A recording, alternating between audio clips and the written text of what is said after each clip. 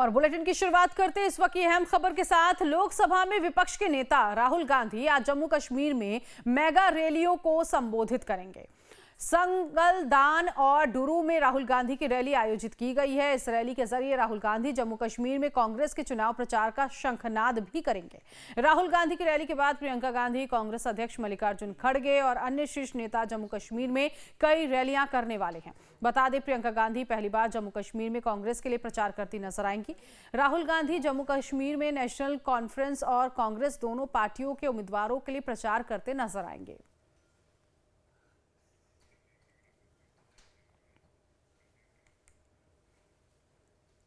वैसे कांग्रेस जम्मू कश्मीर में national conference के साथ गठबंधन कर चुनावी मैदान में उतर चुकी है। नेशनल कॉन्फ्रेंस जहां 58 सीटों पर चुनाव लड़ रही है, तो वहीं कांग्रेस 32 सीटों पर चुनाव लड़ने जा रही है। नामों का ऐलान देखिए जो हो चुका है, कहां से वो हम आपको दिखा रहे हैं। 15 उम्मीदवार जो हैं कांग्रेस के, उनकी पहली लिस्ट आ चुकी है। तारिक हमीद कर्रार सेंट्रल शाल्टिंग से इनको चुनावी टिकट मिला है। भूपिंदर जामवाल को माता वैष्णो देवी से टिकट दिया गया। मुमताज खान को रियासी से टिकट मिला है। इसके अलावा इफ्तिकार अहमद को राजौरी से टिकट दिया गया।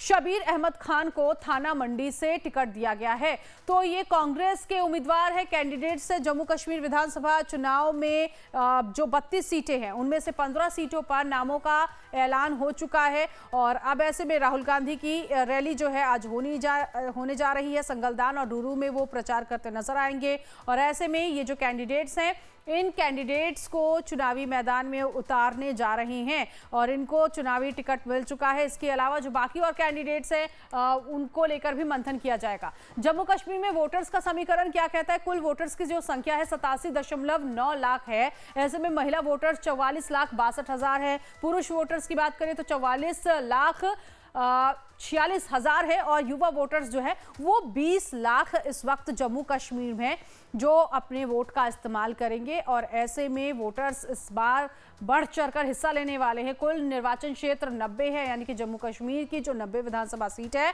उस पर चुनाव होने जा रही हैं। कुछ और भी बड़ी बातें हम आपको बताएंगे। जम्मू कश्मीर में सीटों के गणित को लेकर लगातार माथापेची चल रही है और ऐसे में अपने अपने कद्दावर कैंडिडेट्स को फिट बिठाया जा रहा है कि कहां किसको कैसे टिकट दिया जाए। इस पर लगातार चर्चा चल रही है।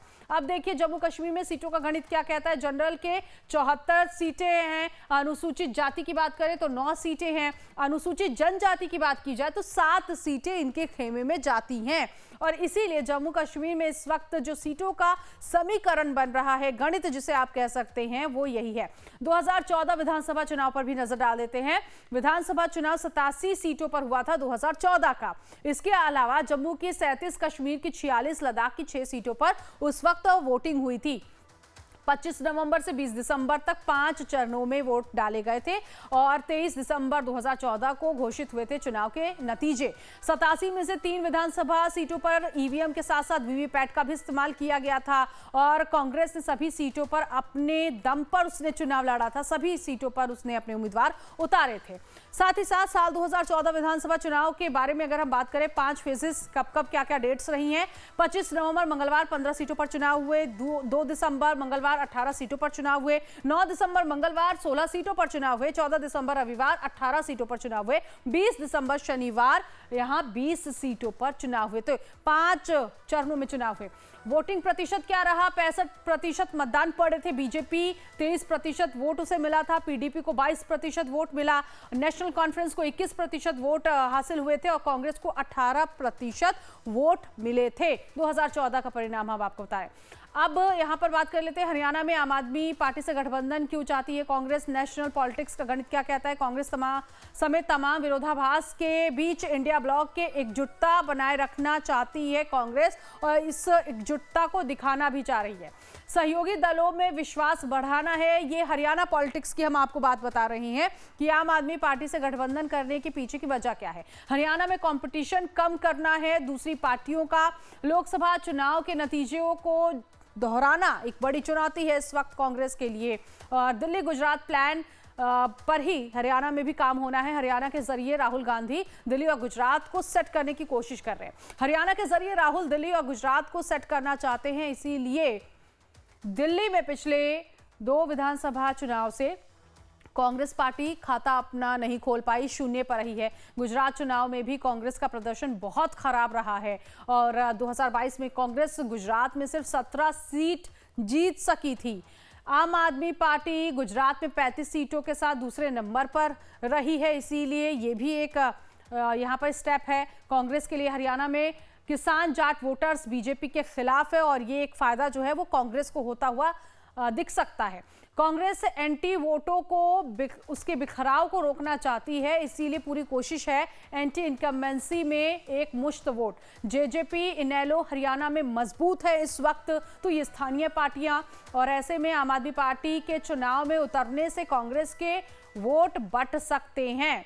बीजेपी गैर जाट वोटर्स को साध रही है। बीजेपी की जो जमीनी रणनीति है वो हम समझाने की कोशिश करें। कांग्रेस की कोशिश जाट वोटर्स को साधने की है और बीजेपी के लिए अभी जाट वोटर्स, किसान वोट जो हैं वो नाराज है। जाट पॉलिटिक्स की पिच पर इनेलो जेजेपी भी दावेदार हैं। ऐसे में जो स्थानीय पार्टियां हैं इनको लेकर भी वहां पर माथापेची। ऐसी धारणा है कि हरियाणा कांग्रेस में होता वही है जो मंजूरे हुड्डा होता है। ये जो हुड्डा फैक्टर है वो हम आपको बता रहे हैं। हुड्डा से ऊपर आला कमान। पार्टी में हुड्डा के विरोधी धड़े की अगुवाई कुमारी शैलजा करती हैं। वो जो कुमारी शैलजा का जो पूरा ग्रुप है उसको लेकर हम यहाँ समझाने की कोशिश कर रहे हैं। कांग्रेस के लिए गुटबाजी बड़ी समस्या रही है हरियाणा चुनाव की, इस वक्त ये बात हम आपको बता रही हैं। साथ ही साथ देखिए क्या कुछ चुनाव को लेकर माथापेची इस वक्त चल रहा है। ये सबसे बड़ी बात यह है कि हरियाणा चुनाव को लेकर यहाँ पर जो लगातार कोशिशें हैं वो की जा रही हैं और इसीलिए कांग्रेस अब हर तरफ देख रही है कि वो अपने आप को कैसे मजबूती के साथ आगे बढ़ाए।